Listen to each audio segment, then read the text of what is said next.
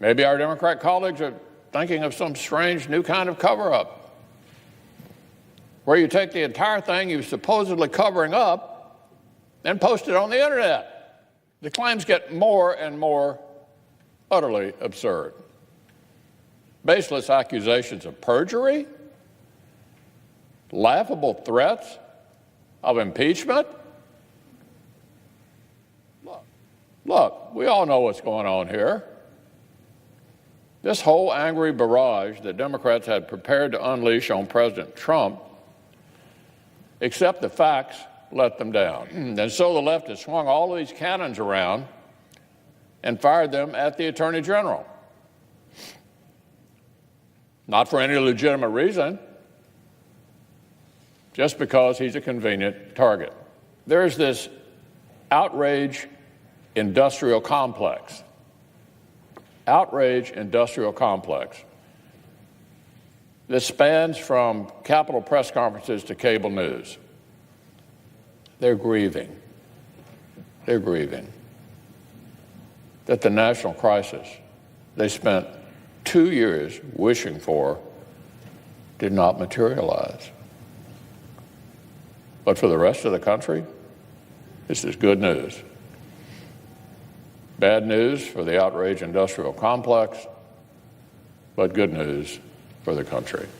It's now been more than 6 weeks since Special Counsel Bob Mueller, the former FBI director, concluded his investigation into Russia's interference in our 2016 election and delivered his findings to the Justice Department.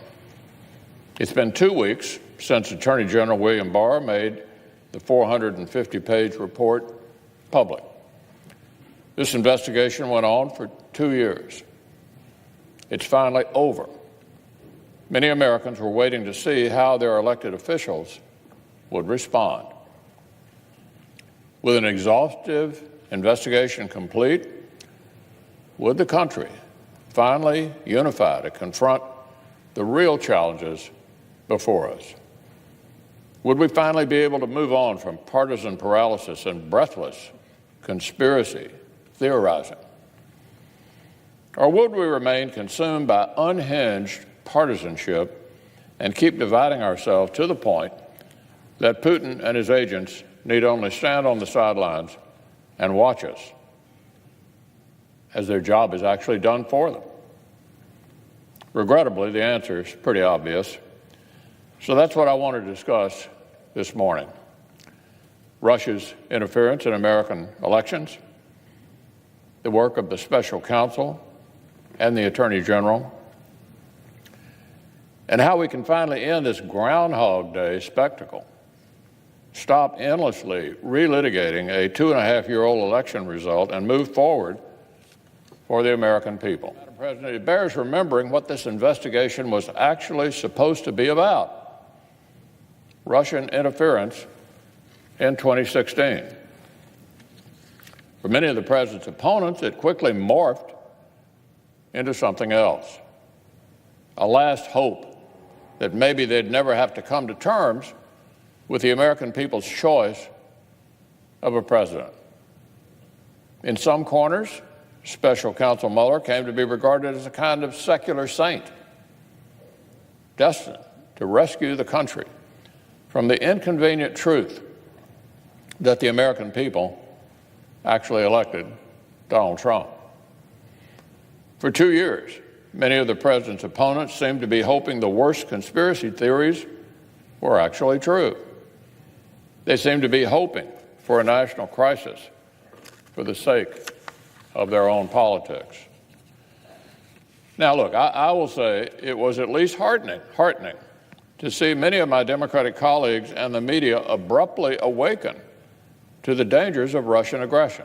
Remember, not long ago, Democrats mocked Republicans like John McCain and Mitt Romney for warning about the dangers posed by Putin's Russia. Remember President Obama's quip back in 2012 when then Governor Romney emphasized his concerns with Russia. Direct quote, "The 1980s are now calling to ask for their foreign policy back." That was President Obama in 2012. Well, look, I think many of us now see that President Obama's approach to Russia could have used some more of the 1980s, more Ronald Reagan, and less Jimmy Carter.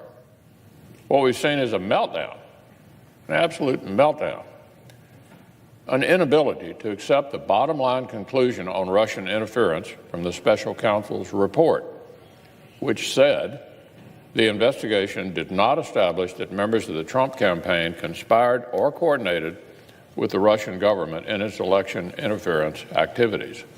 That's the conclusion.